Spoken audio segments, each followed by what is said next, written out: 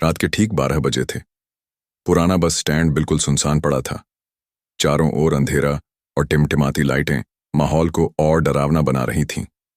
एक आदमी देर से पहुंचा था और अब अकेले बस का इंतजार कर रहा था। अचानक दूर से एक अजीब सी आवाज सुनाई दी। पहियों की चरमराहट और इंजन की घरघराहट। धुआं उड़ाती हुई एक टूटी फूटी बस उसके सामने आकर रुकी। उस पर न तो नंबर लिखा था और न ही किसी रूट का नाम। ड्राइवर ने धीरे धीरे दरवाजा खोला।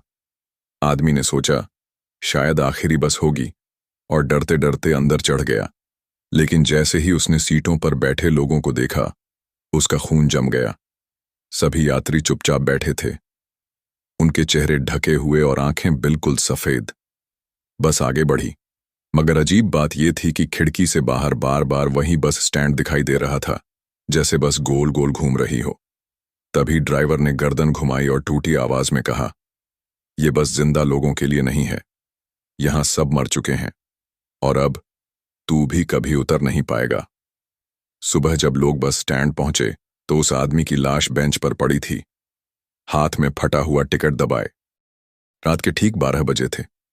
पुराना बस स्टैंड बिल्कुल सुनसान पड़ा था। चारों ओर अंधेरा और टिमटिमाती लाइटें माहौल को और डरावना बना रही थीं।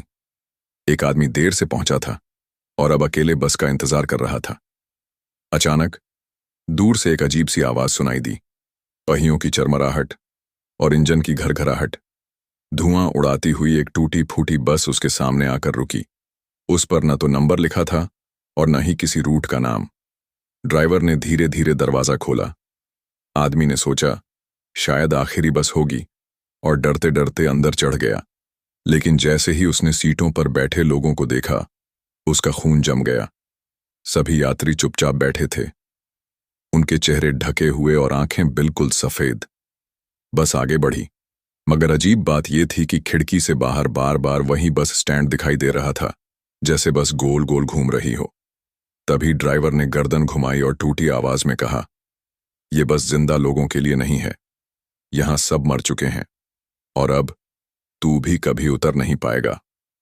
सुबह जब लोग बस स्टैंड पहुंचे तो उस आदमी की लाश बेंच पर पड़ी थी, हाथ में फटा हुआ टिकट दबाए।